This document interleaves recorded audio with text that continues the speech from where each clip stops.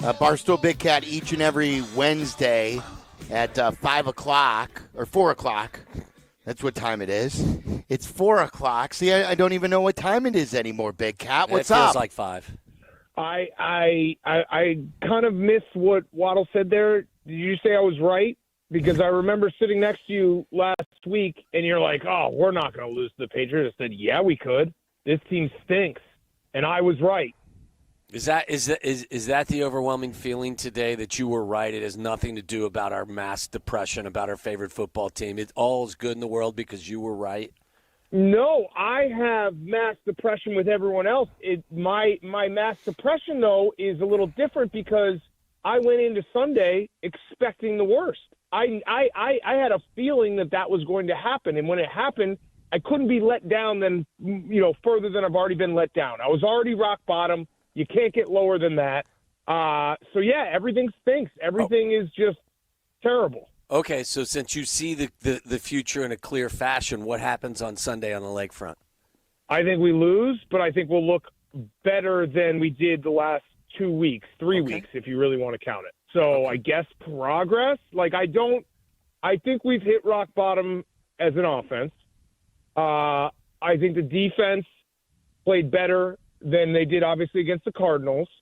So I think you're going to get a contested game, a competitive game, but we're going to lose to the Packers because we always lose to the Packers. Interesting. That's the problem. That's the problem with this whole thing. We knew the schedule. We knew that you can't slip up in the games you're supposed to win. And so now, if the Bears start playing better, I don't know if it will translate into win. Well, and that's the thing that why I've been so down, I've been so angry, is it was all there for the Bears to take, Big Cat, like we talked about. The schedule early was all games against teams that weren't in the division. They were games that were winnable games. They were a chance to pad your record and get Caleb off to a good start. So then this game was kind of like another opening day where the Packers would come to town, and then you could pronounce, hey, we're ready now to finally compete in this rivalry with our quarterback against your quarterback and make this a rivalry finally. But the Packers now come to town with the same old dysfunction hitting the Bears. Yeah, and they're off a bye week. And I know, listen, Matt LaFleur is a great head coach. They will be better off the bye week, unlike us who came off a bye week and laid an egg 3 weeks in a row. So, yeah, everything stinks. It feels like we're just back in the cycle that we know all too well. The worst part is I think most of us understand. We knew this was a problem. We knew that giving Eberflus another year, having your pick of the litter in OCs being attached to a somewhat lame duck coach with a rookie quarterback is just a combination for disaster. We all just wished and hoped and prayed that this time it would be different. And guess what? It's not different because it's a stupid process, and the process is broken over and over again at Halas Hall. Is the quarterback broken? I don't know. He might be. Listen.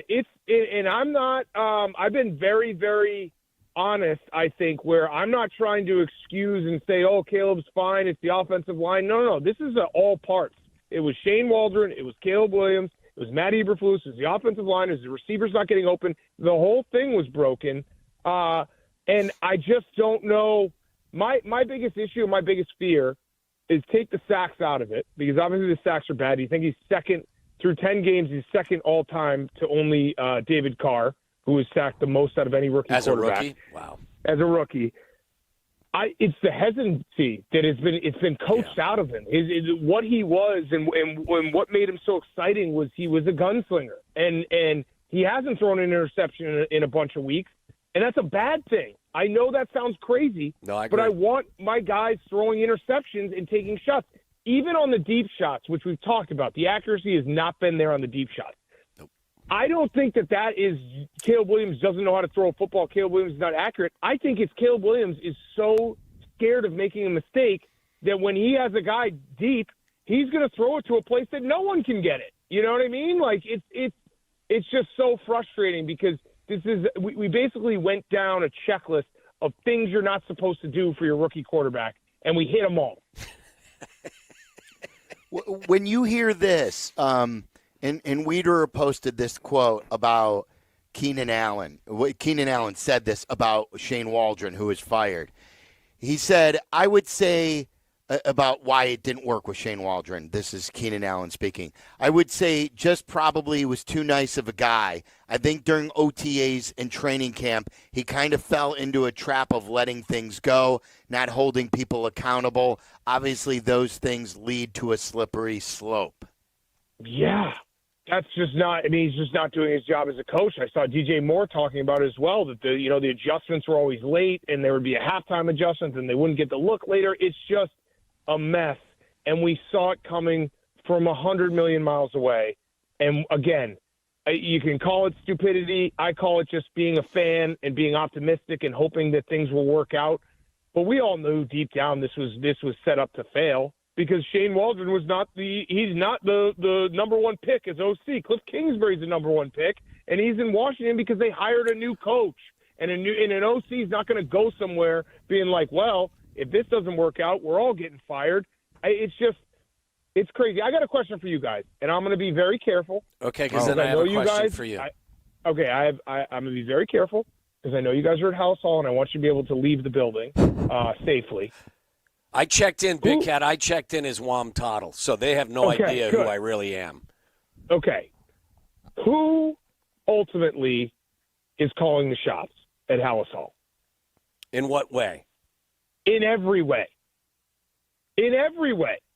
Like, if Ryan Poles wanted to fire Matt Eberflus, could he do that without speaking to anyone else? My guess is, I don't have 100% knowledge, but my guess is yes. My guess would be he would have to clear that with the ownership.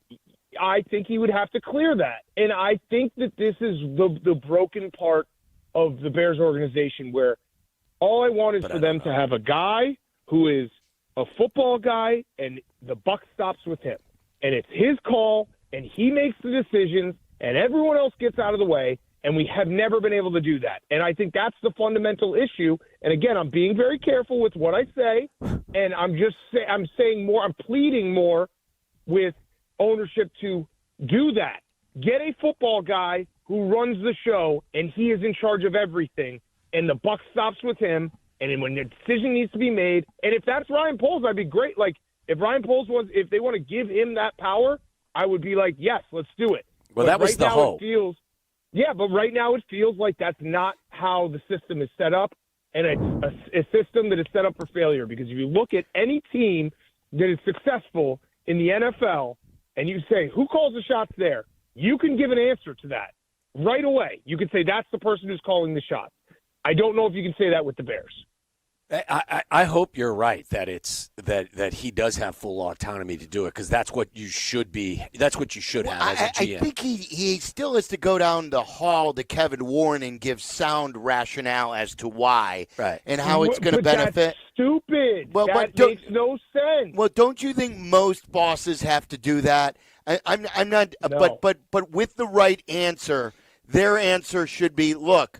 You're the general manager. You're our top football guy. You get to do what you want to do. But with always, the repercussions are if you screw this up, it could be your job too. Well, let me ask you a question. If let's take the Chiefs, let's take the Chargers, let's take the Ravens. If either of the Harbaughs, Andy Reid, the GMs who they work very closely with, if they say, "Hey, we want to do this," do you think they might say to the owner or the owner's representative, hey, we're thinking about doing this? They're not asking for permission. I think there's a broken chain of command that we keep falling into, and it drives me nuts. I agree. Can I ask you a question now? Well, you're past that?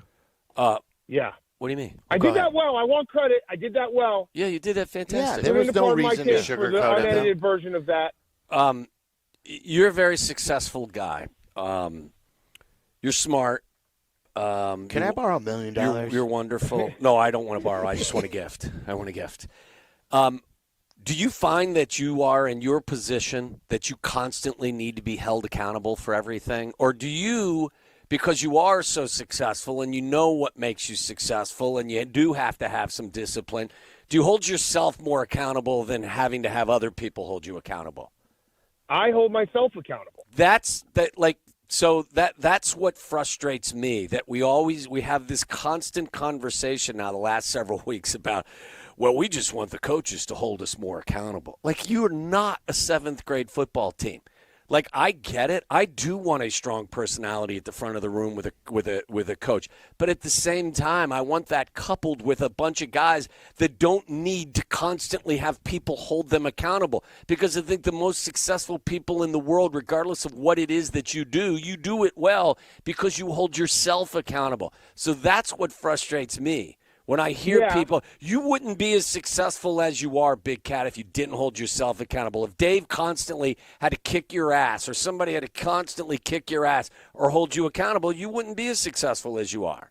Now, I agree with what you're saying, and you would hope that people, have that same philosophy, but that's not everyone. I got it. And I have a full office of people, and some of them need the kick in the ass every now and then, and I'm the one who has to do it. Correct. And if I'm not doing it, it can slip quickly. I got True. some real morons. I don't know if you've ever seen this guy, Nicky Smokes, I love him to death, but he's a moron, and I have to hold him accountable because he's incapable of holding himself accountable. But Nicky Smokes is not going to – he's not going to play any, with no disrespect meant to Nicky Smokes because I don't want his smoke.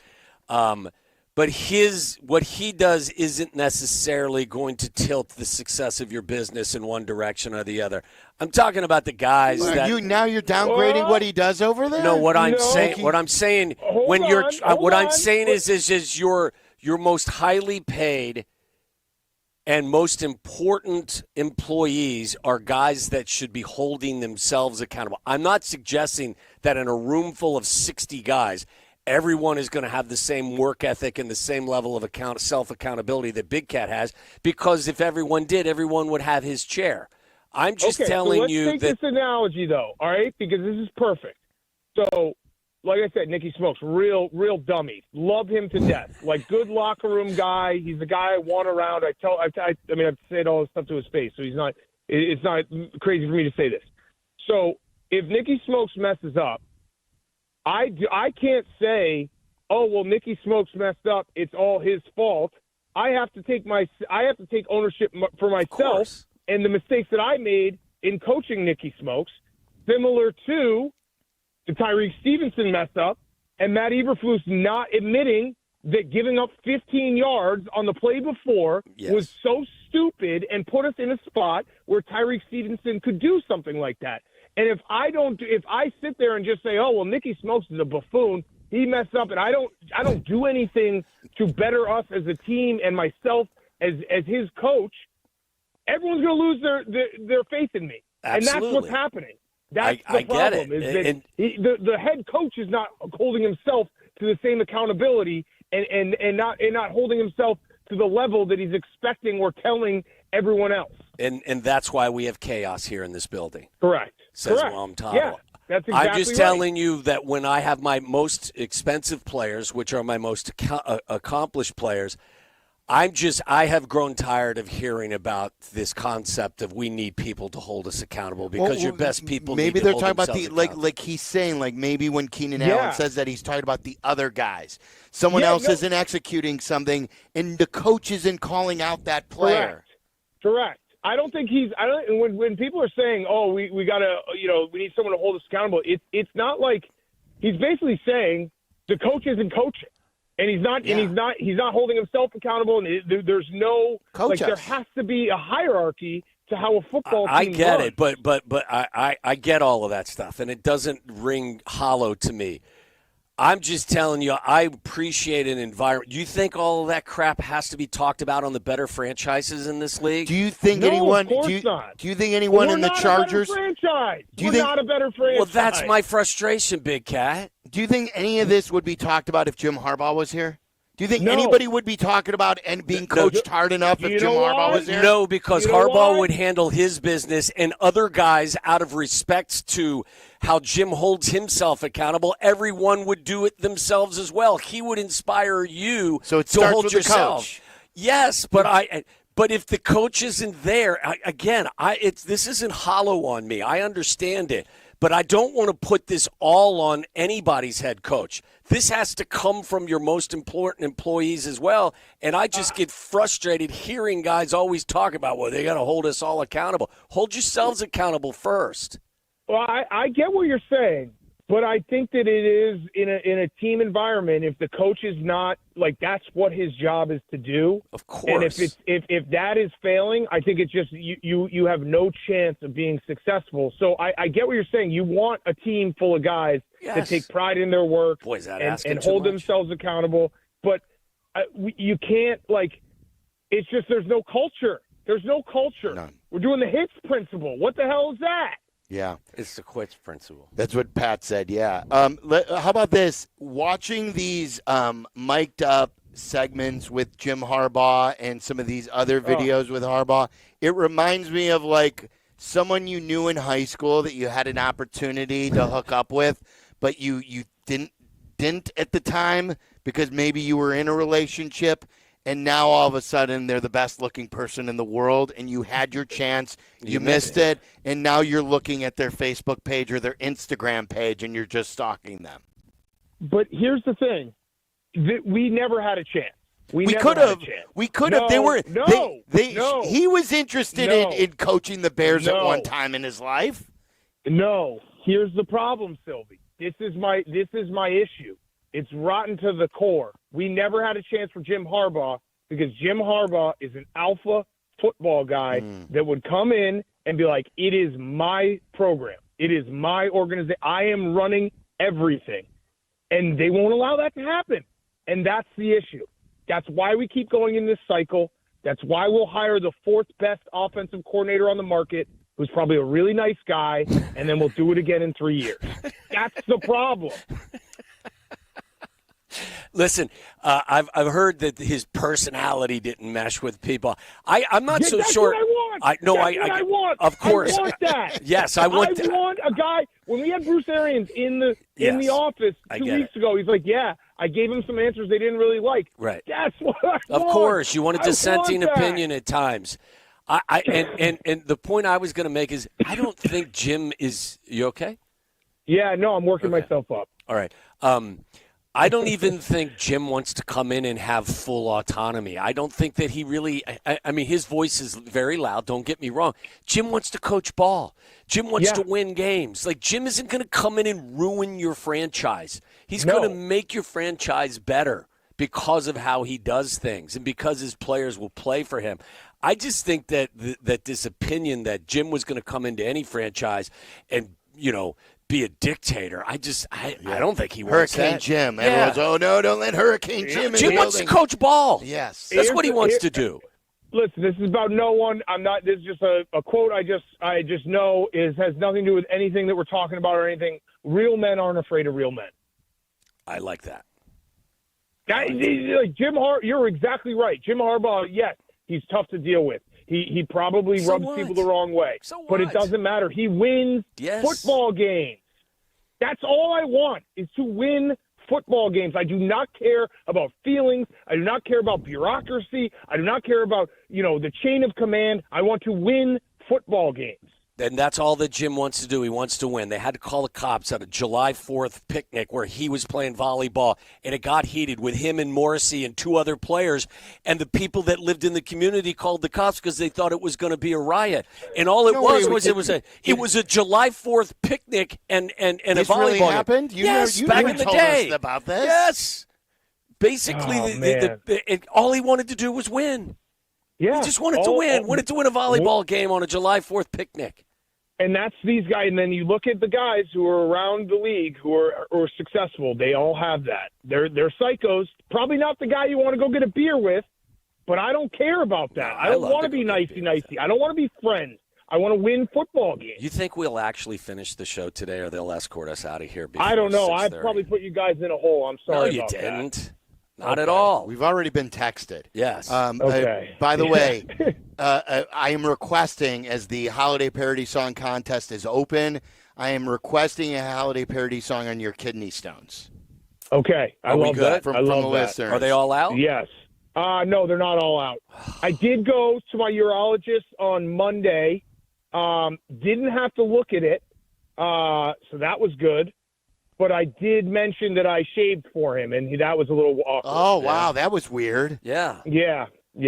Why? Yeah, and he was a stoolie, so it was extra weird. What? So you shaved for your urologist, but not for it wasn't for your wife. Well, I mean, I went home after, so yeah. I mean, you could say, But I thought it was one and the same. Big Cat. I I was cleaning thought. up for him. But if you didn't have a doctor's appointment, you would have still gone. Yeah, I keep it up, hairy but beast. it's like basically like you have guests over. You want to clean up a little, you want to tidy up a little extra. Yeah, but it doesn't. I thought you told me you had like kidney scans. Like you're not dropping trowel and showing your junk to the doctor. I was confused. Right. Yeah, I thought he was so just you gonna look at walked the in. whole thing. You walked in. Yeah. He wanted to put you in a CT scan, or not that, in an MRI machine. I did a CT and scan. You just dropped your pants and showed him your bush. I didn't drop my pants. I just told him. I was like, "Hey." At the end of it, I was like, "Hey, are you not going to look at it?" And he was like, "No." Here it is. Yeah. Can you imagine? Miscommunication. They're your kidney stones. He didn't need to see your junk. He needed to see your this kidney. is Do the you song. think I know how science and medicine works? Come on. Can you see him just walking in, dropping his pants without even having a conversation with I a doctor? cleaned it up for you. Yeah, look at Come this. on, check it out. What kind of good guy am I? I was ready to go. Did you stand by your DJ Moore take from last week? He took a lot of blowback on. I did. On social. I took a lot of blowback, and I feel like I was even more vindicated with some of the actions on Sunday. I'm at this point. We'll end with this because I'm trying. You guys know I am an optimist by nature. So at this point of the week, it's been nothing but down in the dumps, just bad 1,000-yard stare, all that stuff. The new line in my head that I'm telling myself to keep myself positive is Shane Waldron was the Antichrist, and every problem that has ever existed was his fault. So we're going to go with that. He was the one who told DJ Moore to have bad body language. Do you think if you guys asked to do an interview with him that he would consent and do it? DJ Moore? No. Well, him too, but I would say Shane Waldron. Isn't the person that gets Shane Waldron first going to kind of... Yeah, I don't know I don't think he would do an interview with me. I would be honest with him. And I would do the same with DJ Moore. I still like DJ Moore as a player. I think he's a really good player. And I'm really hoping, honestly, I'm putting that in the past. I had that take. It's a take I stand by in the moment, but I'm hoping fresh, slate. I'm hoping that he was being used incorrectly in Shane Waldron's offense. They're going to start using him correctly. We're going to get a spirited DJ Moore down the stretch, and next year we're going to be off and running. That's the only way I can stay waking up in the morning and putting one foot in front of the other. So that's the new line. Shane Waldron caused all of the world's issues. I think he shaved just to kind of to provide a new perspective for him. I think this is the new Big cleaned Cat. up everything, Cleaned up yes. everything, Yeah, and now all of a sudden, can't imagine with a new Well, I coordinator. mean, listen, when you shave, it goes from extra small to just small, so that's not bad. Yeah, it is a good. It does do tricks. Hello, It- darkness, my old friend. It's doing a couple bicep curls in the gym. You're like, yes, oh, man, it's an optical illusion. All right, thanks, Big Cat. We All right, appreciate see you guys. you. There's All right, Barstool Big Cat.